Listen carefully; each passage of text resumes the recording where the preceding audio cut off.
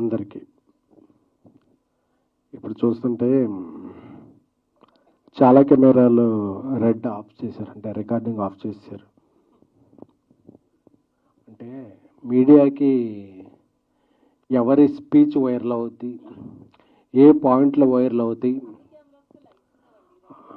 అదే ఎవరి పాయింట్లు వైరల్ అవుతాయి, ఏది మనం రికార్డ్ చేయాలనే స్వాతంత్రం ఎలా ఉందో నిర్మాతలకు కూడా మేము ఎవరితో పని చేయాలి, ఎందుకు పని చేయాలి, ఎప్పుడు పని చేయాలి, మేము పెట్టిన వస్తే నే పని చేయాలనే స్వాతంత్రం ఉందని చెప్పుకోవడానికే ఈ సమావేశం. Please on your all cameras. Thank you.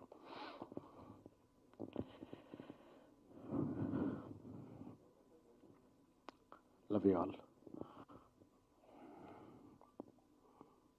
అందరూ కూడా 30% పెంచండి, 20% పెంచండి, 40% పెంచండి అంటున్నాం. 30లు 40లు ఏంటి సార్, 50% పెంచేద్దాం. ఎందుకు 30 ఎందుకు? బట్ మా నాన్ థియేటర్లు ఎవరు క్లోజ్ చేస్తారు, మా థియేటర్స్కి ఎవరు రప్పిస్తారు, మా పెట్టిన డబ్బులకి ఎవరు చేస్తారు, ఎవరైనా బాధ్యత తీసుకుంటే 30 ఏంటి సార్, 40, 50 ఎనీథింగ్ విల్ ఇంక్రీజ్. దీనికి ఎవరన్నా రెస్పాన్సిబిలిటీ తీసుకునేవారు ఉన్నారా? ఫెడరేషన్ అధ్యక్షులు ఇప్పుడు అనిల్ వల్లభనేని గారు, వాట్ ఎవర్ ఎనీ వన్. ఇక్కడ ఏంటంటే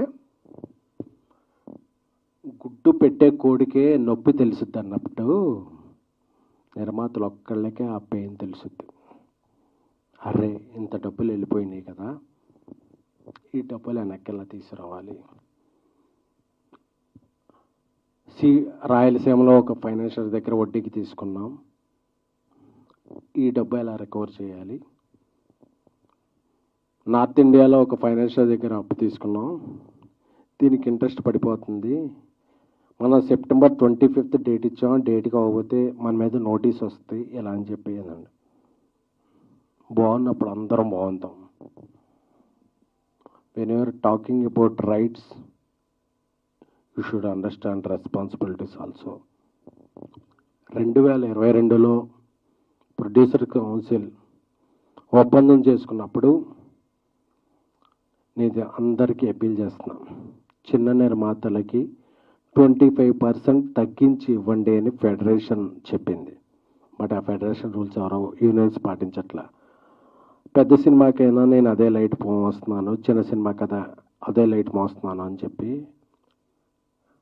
ఎవరూ తగ్గించలే. ఇప్పుడు సినిమా బిజినెస్ బాగా, thank you brother, cinema business బాగా. సినిమా అంటే నమ్మకం, అలాగే అమ్మకం కూడా. అమ్మాలంటే కొనేవాళ్ళు ఒక రేట్ చెప్తున్నారు, ఈ రేట్లో అందరూ బ్రేక్ ఇన్ అవ్వాలంటే మేము ఈ వేజెస్ ఇచ్చి ఈ హైక్స్ ఇచ్చి వేస్తే వెళ్ళట్లా. సో బిజినెస్ బాగున్నప్పుడు అందరం బాగుందాం అని చెప్పి, అలాగే ఒక తండ్రికి 4 పిల్లలు ఉన్నారు, అందులో 3 మగపిల్లలు, ఒక అమ్మాయి ఆడపిల్ల. అందరికీ బట్టలు బాగోలేదు, ఆడపిల్లకి బట్టలు మంచిగా కుట్టిద్దాం ఎందుకంటే అమ్మాయి బయటికి వెళ్ళొద్దు కాబట్టి అని చెప్పి ప్రొడ్యూసర్స్ కౌన్సిల్ నుంచి అందరూ 2000 రూపాయల వేతనం ఉన్న వాళ్ళందరికీ పెంచుదాం, ఎందుకంటే ఆడపిల్ల ఆమె బయటికి వెళ్ళొద్దు కాబట్టి మంచిగా 2000 రూపాయల వేతనం ఉన్న వాళ్ళకి పెంచుదాం, ఎందుకంటే ఆడపిల్ల మంచిగా ఉంటారని చెప్పి. అంటే 3 మగవాళ్ళు కూడా మాకు సూట్ కుట్టించమంటే ఏడ సస్తాం, సావాలా? ప్రొడ్యూసర్స్ సావాలా? పెంచితే అందరికీ పెంచండి, లేకపోతే అంటే ఇంటి బయటికి వెళ్ళి ఆడపిల్లకి మంచి డ్రెస్ కుట్టిద్దాం, మిగతా వాళ్ళని తర్వాత మంచిగా చూసుకుందాం అంటే ఆ ఆడపిల్లతో పాటు మాకు సూట్లు కుట్టించమంటే ప్రొడ్యూసర్స్ కావాలా? ఎందుకంటే ప్రొడ్యూసర్ అవసరం మాట్లాడలా. ఏమన్నా మాట్లాడితే 100 కోట్లు సినిమాలు తీసే ప్రొడ్యూసర్లు, బిగ్ స్టార్స్తో తీసే ప్రొడ్యూసర్లు మాట్లాడటం వల్ల ప్రొడ్యూసర్ అంతా క్యాష్ బ్యాక్ అయిపోతుంది. ప్రొడ్యూసర్స్ అంతా క్యాష్ బ్యాక్ కాదు, రైస్ బ్యాక్. మేము అందరికీ డబ్బులు కట్టి అందరికీ డబ్బులు ఇచ్చి చివరికి ఇంటికి వెళ్ళేటప్పుడు జేబులో రూపాయి ఉన్నా లేకపోయినా ప్రొడ్యూసర్ ట్యాగ్ వేశారు కదా మనం ప్రొడ్యూసర్ అని చెప్పి ఒక మేక గాంభీర్యం అంటారు కదా, అది చేసేవాళ్ళే తప్ప ఇయర్లీ 250 ఫిలిమ్స్ రిలీజ్ అయితే 20-30 ఫిలిమ్స్. చాలామంది పెద్దలు కూడా చెప్పేస్తున్నారు పాన్ ఇండియా సినిమాలు అయిపోతున్నాయి, టికెట్ రేట్లు పెంచేసాము అది అని చెప్పి. అది చిన్న నిర్మాతలకి మిడ్ రేంజ్ నిర్మాతలకి ఏం ఒత్తిచ్చు, మా కష్టాలు వేరు. అందుకే ఈ ప్రెస్ మీట్ ఈరోజు. ఎందుకంటే ప్రొడ్యూసర్లో మాట్లాడక, సోషల్ మీడియాలో ఇది వెళ్ళక, నేను చూస్తుంటే సోషల్ మీడియాలో అందరూ కూడా హీరోలకు వందల కోట్లు ఇచ్చేస్తారు. వందల కోట్లు ఇచ్చేవాళ్ళు ఒకళ్ళో ఇద్దరు హీరోలు ఉన్నారు తప్ప మిగతా వాళ్ళందరూ కూడా. నేను ఇప్పుడు చెన్నై లవ్ స్టోరీ సినిమా చేస్తున్నాను. నా హీరో దగ్గరికి వెళ్ళి కిరణాపురంకి, బ్రదర్ మనకి ఇలా సిచ్యువేషన్ ఉంది, ఇలాగా మనం కొంచెం ఈ శాటిలైట్ ఓటీటీ ఇవన్నీ ఉన్నాయి కాబట్టి మనం ఇలా చేద్దామంటే, అన్న మంచి సినిమా చేస్తున్నాం, నాకు ఎలా అయినా ఓకే, మీరు బాగుండండి, మనం బాగుందాం అని నా హీరో నాకు ఇది ఇచ్చాడు. అలా ఏ హీరోనైనా నాకు ఒత్తాసు పలికారా, నా వెంట నిలిచారా, మీరు అలా చస్తే చావండి మాకు 30% ఇవ్వండి అంటే ఇది ఏం న్యాయం, ఏం ధర్మం, ఏ సమాజంలో మనం ఉన్నాం? టికెట్ రేట్ల గురించి మాట్లాడుతున్నారు. టికెట్ రేట్లు 250 సినిమాలు రిలీజ్ అవుతుంటే ఒక 5, 10, 15, 7 సినిమాలకు పెంచుతారు. మిగతా సినిమాలకు మామూలు రేట్లు పెంచుతున్నా, మామూలు రేట్లు ఉంచుతున్నా థియేటర్కి జనాలు రాని సందర్భంలో పాన్ ఇండియా సినిమాలు అయిపోయాం, మీరందరూ బతికేస్తున్నారు కదా అంటే అందరూ వాయిస్ వినిపించాలని వచ్చారు. కానీ these are not rising producer, these are burning. మండిపోతున్నా అంటే బర్నింగ్ అంటే కాలిపోతున్న ప్రొడ్యూసర్. We're like candles.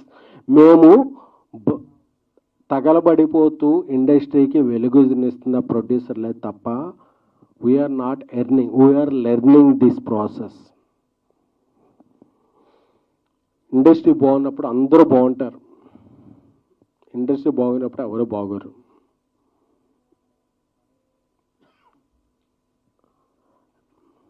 ప్రతి నాన్ థియేటర్కల్ సంస్థ ఈ సినిమా ఈ టైంకి మీరు సినిమా ఇస్తారా, ఈ టైంకి సినిమా ఇస్తారా మీరు అని డెడ్లైన్లు పెడుతుంటే వాళ్ళ హెడ్లైన్లో ఎలాగ రావాలో తెలియక మేము సినిమాలు నిర్మిస్తున్నామే తప్ప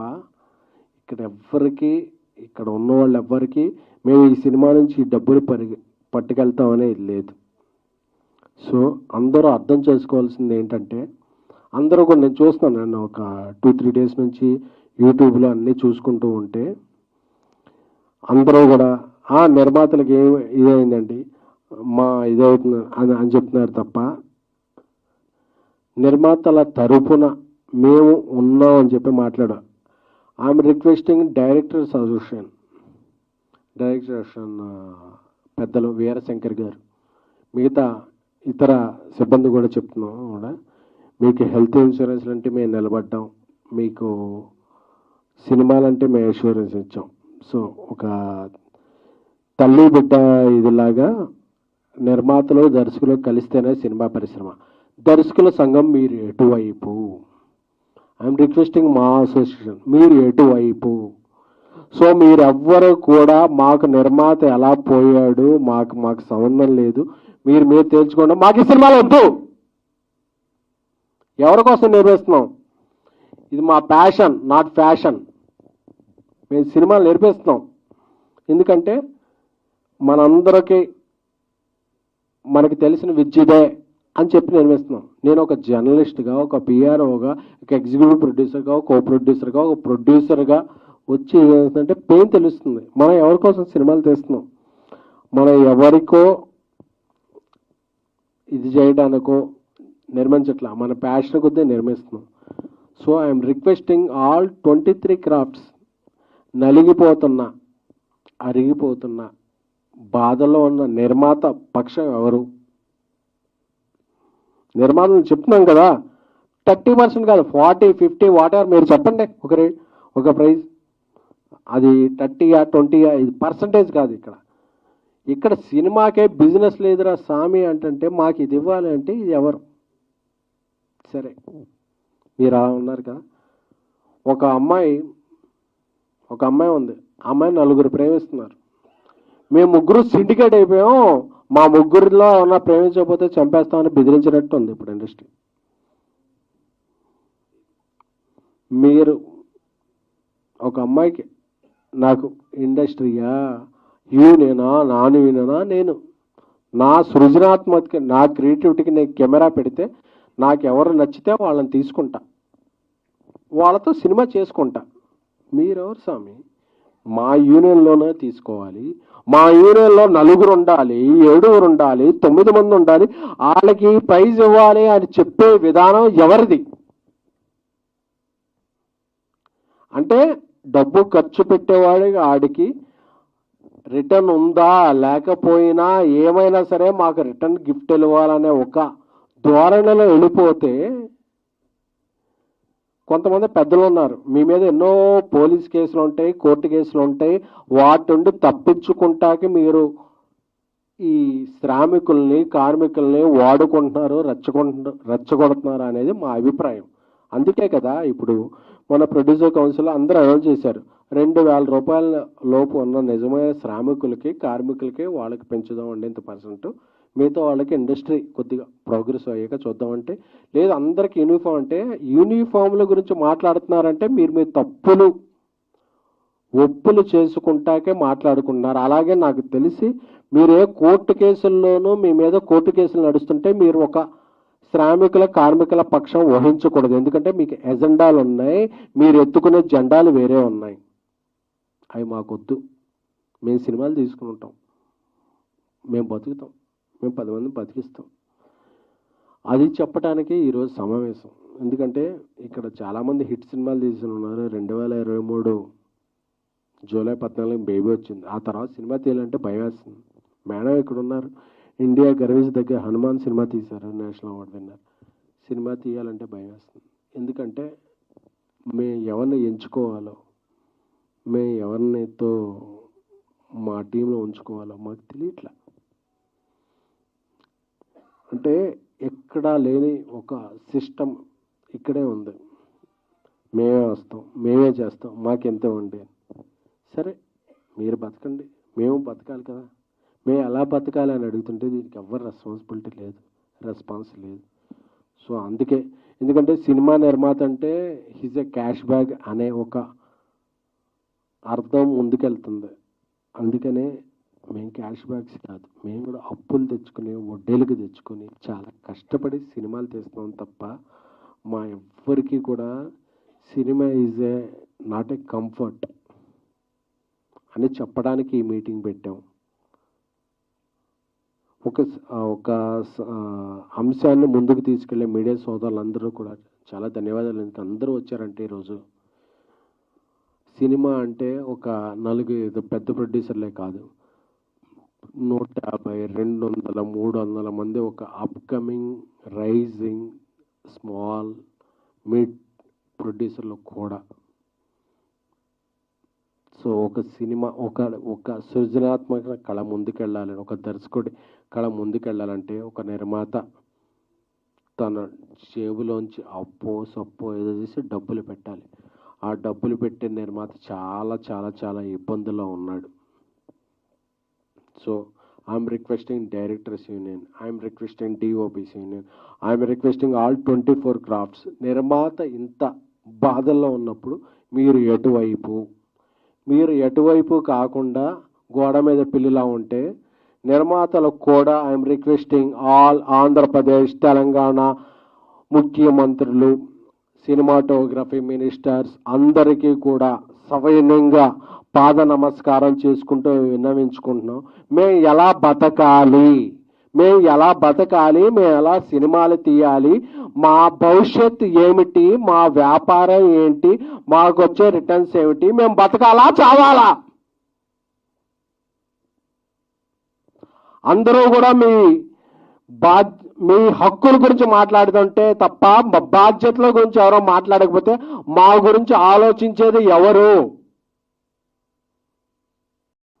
ఒక నిర్మాత బాగుంటేనే ఒక ఇండస్ట్రీ బాగుంటుంది, ఒక ఇండస్ట్రీ బాగుంటేనే ఒక రాష్ట్రం బాగుంటుంది, ఒక రాష్ట్రం బాగుంటేనే అందరూ సుభిక్షంగా ఉంటాం.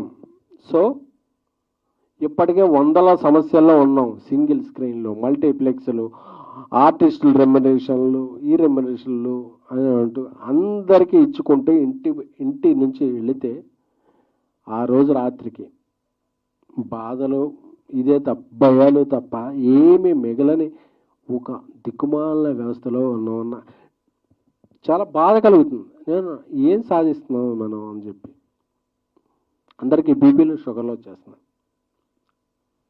సో నేను అందరినీ వెనుకుంటున్నాను, సినిమాలు షూటింగ్లు సాగిద్దాం. ఎందుకంటే అందరం కూడా వడ్డీలకి తెచ్చుకొని చేస్తుంటాం సినిమాలు ఏకపక్షంగా మేము సమ్మెలు చేసేస్తాం, ప్రొడ్యూసర్ ఆ చచ్చిన మనకు అనవసరం అనేవాళ్ళు అనుకుంటారా? మాకు నచ్చిన వాళ్ళు, మేము ఇచ్చే రెమ్యునరేషన్ వచ్చిన వాళ్ళతో మేము సినిమాలు చేసుకుంటాం. లేదు యూనియన్ ఒకటే చెప్తున్నాను, మేము మీకు ఇచ్చేది చందా అని మేము అనుకోకూడదు, మీరు చేసేది దందా అని మేము అనుకోకూడదు. అప్పుడే ఇండస్ట్రీ బతుకుద్ది. అంతేకాని మాకు కావాల్సిన రెస్పాన్సిబిలిటీస్ మీరు ఇచ్చేయండి అంటే నేను అడుగుతున్నాను, మీ ఇండస్ట్రీ మీరు ఎవరెవరు డిమాండ్ చేస్తున్న వాళ్ళలో అందరం మేము కూడా మీరు 30 కాదు, 40 కాదు, 50 కాదు మేము ఇచ్చేస్తాం. మా నాన్ థియేటర్ గర్ల్స్ అలాగే మేము వచ్చే థియేటర్స్కి మీరు రెస్పాన్సిబిలిటీ తీసుకుంటారా? ఎవడైనా రెస్పాన్సిబిలిటీ తీసుకునే వాళ్ళు ఉంటే మాత్రమే హక్కుల గురించి మాట్లాడండి. హక్కుల గురించి మాట్లాడేటప్పుడు ఆ హక్కులతో పాటు బాధ్యతలు కూడా ఉంటాయనేది గుర్తుపెట్టుకోండి. బాధ్యతలు లేవు, మేము హక్కుల గురించి మాట్లాడుతూ ఉంటారా? ఆంధ్రప్రదేశ్, తెలంగాణ, మిజోరాం, అరుణాచల్ ప్రదేశ్, ఢిల్లీ, గల్లీ ఎక్కడ కార్మికులు పనిచేస్తాం వాళ్ళతో మేము పని చేసుకుంటాం. ఎందుకంటే మేము బతకాలి, 10 మంది బతికించాలి. అంతేకాని మేము రూల్స్ పెడతాం పాటించం ఏదో మేము ఉంటుంది. అన్నగారు రూల్స్ పెడతారు కానీ పాటించరు అన్నట్టు మీరు రూల్స్ మాత్రమే మాట్లాడితే we are talking a responsibilities to.